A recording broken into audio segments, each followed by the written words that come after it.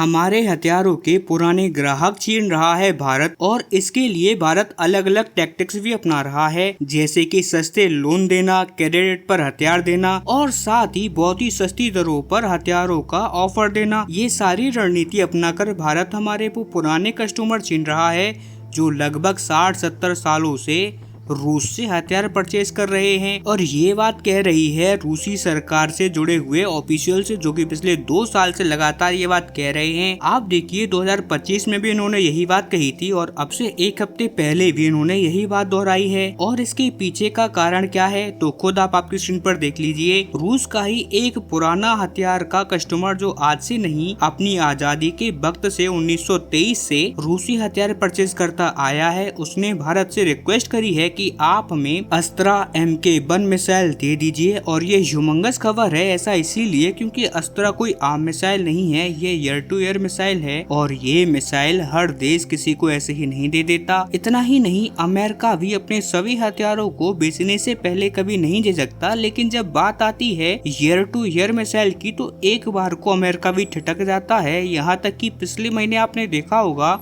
कितना बवाल कटा था जब खबर आई थी कि अमेरिका अपनी MRM मिसाइल पाकिस्तान के F-16 के लिए सप्लाई करेगा। यानी कि जो एयर टू एयर मिसाइल होती है वो स्ट्रेटेजिक तौर पर बहुत ज्यादा क्रिटिकल मानी जाती है, क्योंकि इसे बनाना बहुत ही ज्यादा मुश्किल काम होता है। हर कोई इस मिसाइल को बना नहीं सकता। ये मिसाइल दुश्मनों के लड़ाकू विमानों को मार गिराने में बहुत ज्यादा काम आती है और यही कारण है कि इस मिसाइल में कोई भी देश अपना स्टेट ऑफ आर्ट काम करता है और यही कारण है कि ये इजीली किसी भी देश को नहीं दी जा सकती। लेकिन अब रिपोर्ट्स आ रही हैं कि अर्मेनिया ने भारत से रिक्वेस्ट कर दी है कि भारत अपनी जो स्वदेशी यानी कि जो अस्त्रा MK1 VV रेम, इसका मतलब है बियॉन्ड विजुअल रेंज मिसाइल, उसे अर्मेनिया को सप्लाई कर दे। और आपको मैं ये भी बता दूं कि ये बहुत ही ज्यादा खतरनाक खबर है तुर्की और अजरबैजान जैसे देशों के लिए, साथ ही रूस के लिए भी ये खतरनाक खबर है। ऐसा इसीलिए क्योंकि अस्त्रा मिसाइल की रेंज भारत ने 110 किलोमीटर से बढ़ाकर इसे 160 तक पहुंचा दिया है। और इसका अर्थ ये है कि जिस पायलट के लड़ाकू विमान में अस्त्रा मिसाइल लगी होगी, उसे दुश्मन का लड़ाकू विमान अगर उड़ाना है तो उसके लिए देखना नहीं पड़ेगा लड़ाकू विमान को, ना ही उसके साथ डॉग फाइट करनी होगी। आपने मूवीज में ये चीज देखी होगी कि लड़ाकू विमान एक दूसरे के साथ लड़ाई करते हैं, बहुत सारी मूवीज इसके ऊपर बनी हुई है। तो ऐसा भी आपको करने की जरूरत नहीं है। पायलट केवल रडार पर डिटेक्ट करेगा कोई भी लड़ाकू विमान और बहुत ही दूरी से एकदम सुरक्षित जगह से इस मिसाइल को फायर कर देगा और मिसाइल 160 किलोमीटर दूर तुर्की या अजरबैजान के वो लड़ाकू विमानों को मार के गिरा देगी। यानी कि उनके ही देश में उन लड़ाकू विमानों को वो खत्म कर सकती है। इसीलिए ये मिसाइल इस तुर्की और अजरबैजान वाला ये जो रीजन है, यहाँ पर अर्मेनिया को बहुत ही ज्यादा शक्तिशाली बना देगा। लेकिन सबसे मजे की बात तो मैंने अभी आपको बताई ही नहीं है। दरअसल अर्मेनिया ये चाहता है कि एक भारतीय लड़ाकू विमान में ही इसे लगाया जाए, यानी कि उन्हें सुखोई 30 MK लड़ाकू विमान चाहिए। वही सुखोई लड़ाकू विमान जो कि भारतीय वायुसेना ने रूस से परचेज किया था, वही सुखोई अब वो भारत से मांग रहे हैं, वो भी अस्त्रा मिसाइल के साथ। अब आप लोग कहोगे कि यार ये कैसा खेल है, तो ये भी हम आपको बता देते हैं, चिंता मत कीजिए। लेकिन इससे पहले आप सभी लोगों से विनम्र निवेदन है कि प्लीज इस चैनल को सब्सक्राइब कर दें, वीडियो को लाइक कर दें और जितना हो सके वीडियो को अपने दोस्तों तक या एटलीस्ट एक व्हाट्सएप ग्रुप में तो जरूर शेयर करें, ताकि हमें भी ऐसा मोटिवेशन मिले कि हम आपके लिए एवरीडे कम से कम 2 से 3 एकदम सच्ची और अच्छी खबर लेके आ पाए। खैर दोस्तों, चलिए हम वीडियो में आगे बढ़ते हैं। दरअसल अर्मेनिया हाल ही में अजरबैजान के साथ युद्ध में रूस से धोखा खा चुका है, ये पूरी दुनिया जानती है। ये कहानी आपको बार बार मैंने भी आपको बताई है और आपको अलग अलग मीडिया चैनल से भी इसके बारे में पता लग ही गया होगा। लेकिन फिर भी अगर मेरा कोई भाई ऐसा है जिसे इसके बारे में नहीं पता, तो मैं उन्हें बता देता हूँ कि रूस ने लिखित तौर पर अर्मेनिया को ये बात दे रखी थी कि किसी भी देश ने अगर आपके ऊपर अटैक कर दिया तो रूसी फौज आएगी आपकी सुरक्षा के लिए। लेकिन ये बात है सन 2021 में जब युद्ध शुरू हुआ था अर्मेनिया और अजरबैजान का, तो रूस ने अर्मेनिया का साथ देने की बजाय उल्टा उसके साथ धोखा कर दिया और अजरबैजान का साथ दिया। और इसी वजह से अपनी जो हथियारों की पूरी सूची है उसमें वो धीरे धीरे करके रूस से डिपेंडेंसी घटाना चाहता है।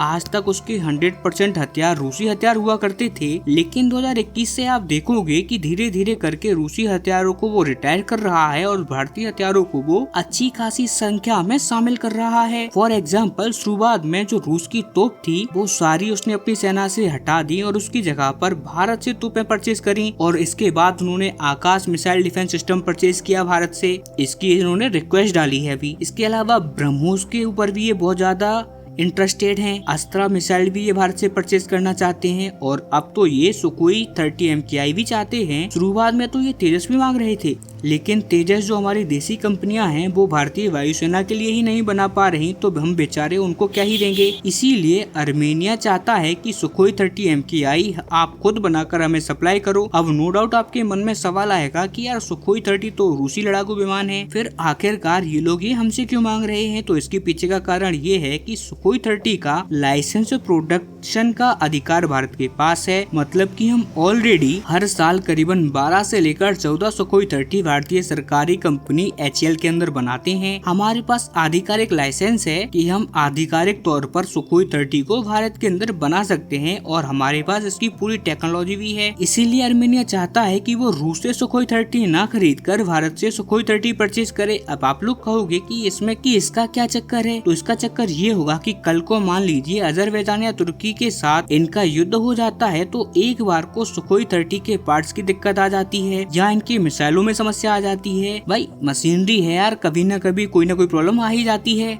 अब उस कमी को एक बार को रूस सॉल्व नहीं भी करेगा, क्योंकि रूस के आज अच्छे संबंध हैं तुर्की और अजरबैजान से, लेकिन अगर वो भारत से सुखोई 30 खरीदता है और उसमें कुछ भी कमी आती है तो भारत बिना किसी झिकझिक के मदद भी दे देगा, मिसाइल भी सप्लाई कर देगा, स्पेयर पार्ट्स की भी कमी नहीं आने देगा। और इतना ही नहीं, भारत ने एक क्रेडिट लाइन भी दे रखी है अर्मेनिया को, यानी कि आप एक तरीके का क्रेडिट कार्ड दे चुके हैं अर्मेनिया को, और इसके इस्तेमाल से अर्मेनिया बड़ी आसानी से भारत से हथियार परचेज कर रहा है पिछले 4-5 सालों से। उसके अंदर क्या होता है वो भी मैं आपको बताता हूँ। दरअसल ये उस क्रेडिट लाइन का इस्तेमाल करके भारत से उधार में हथियार परचेज करते हैं, और फिर उस हथियार के पैसे या तो वो किस्तों में धीरे धीरे करके हमें चुका देते हैं, और उसी क्रेडिट लाइन को पहले ये एक्सटेंड करवाना चाहते हैं कि आप हमारी जो वो क्रेडिट लाइन है उसे बढ़ाकर $1.5 बिलियन कर दीजिए, और इसके बाद हमें सुखोई 30 और अस्त्रा मिसाइल आप दे दीजिए। हाँ, रही आपके हथियारों के पैसों की बात, तो आप चिंता मत कीजिए, वो भी हम धीरे धीरे करके आपको दे देंगे। पाकिस्तान जैसे देशों की तरह ये नहीं है कि भाई एक बार पैसे ले लिए तो फिर काहे के दूसरे देश के पैसे। खैर, इसीलिए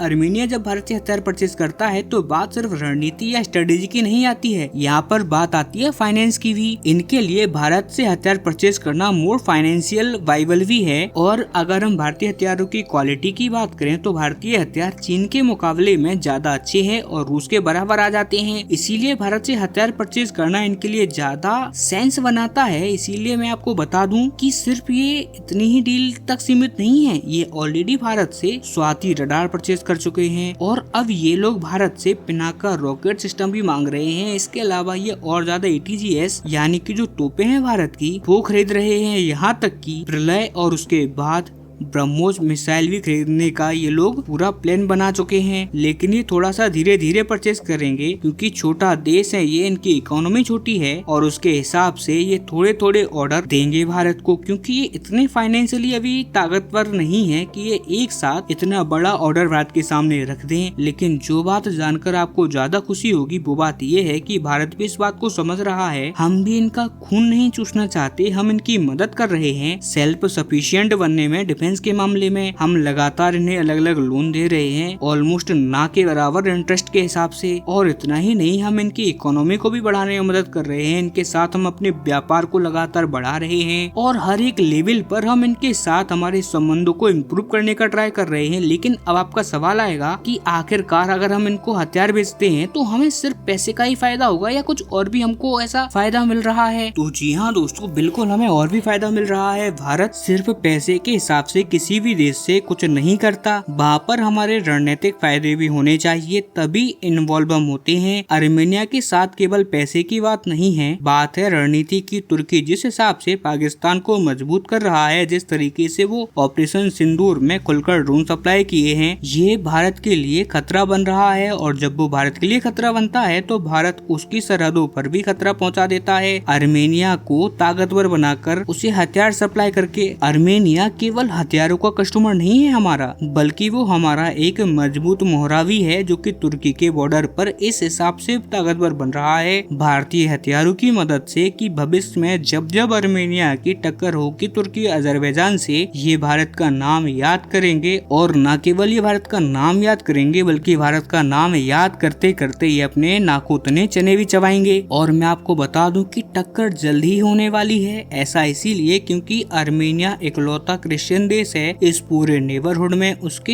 एक तरफ ईरान है, दूसरी तरफ अजरबैजान है और तीसरी तरफ है तुर्की। ऐसे में ये सभी देश इनकी जमीन कब्जाने की फिराक में रहते हैं। यही कारण है कि लगातार आप देखोगे कि इनके युद्ध होते आए हैं आर्मेनिया के साथ। और हैरान की बात यह है कि आर्मेनिया कभी भी एक भी युद्ध तुर्की और अजरबैजान के खिलाफ नहीं हारा था सिवाय 2021 के। और तब भी आर्मेनिया का हारना असंभव था अगर रूस मदद कर देता। मदद का मतलब केवल ये नहीं है कि आप अपनी फौज भेज देते आर्मेनिया की हेल्प के लिए। ये मदद के रूप में क्या मांग रहे थे कि हमारे जो लड़ाकू विमान है उनके स्पेयर पार्ट सप्लाई कर दीजिए, जिससे कि हम उन्हें केवल उड़ा सके, उसके बाद हम देख लेंगे तुर्की और अजरबैजान दोनों को। लेकिन रूस ने क्या किया, इन्हें सही टाइम पर स्पेयर पार्ट ही सप्लाई नहीं किए, बल्कि सप्लाई आज तक भी नहीं की गई। इनके ज्यादातर लड़ाकू विमान जो रूस और उससे पहले सोवियत यूनियन से परचेज किए गए थे वो बेकार हो चुके हैं। इसीलिए आर्मेनिया अब धीरे धीरे करके अपने आप को अपने पुराने अलायंस रूस से अलग करके अपने आप को भारत के करीब लेके आ रहा है। हालांकि आप जरा मुझे कमेंट करके ये चीज बताइए कि इस पूरे एनालिसिस पर, आर्मेनिया की ये पूरी कहानी सुनकर आपको क्या लग रहा है। क्या हमें इनकी मदद करनी चाहिए और इन्हें हथियार सप्लाई करते रहना चाहिए, या फिर नहीं हमें रूस की बात माननी चाहिए, उससे अपने संबंध और अच्छे करने के लिए इन्हें हथियार सप्लाई नहीं करना चाहिए। खैर, आपका जो भी ओपिनियन, जो भी राय आपकी हो, उसे कमेंट में बताना ना भूले। चैनल को सब्सक्राइब करें, वीडियो को लाइक करें। हम जल्दी ही मिलते हैं अपनी अगली वीडियो में, तब तक के लिए नमस्कार, जय हिंद।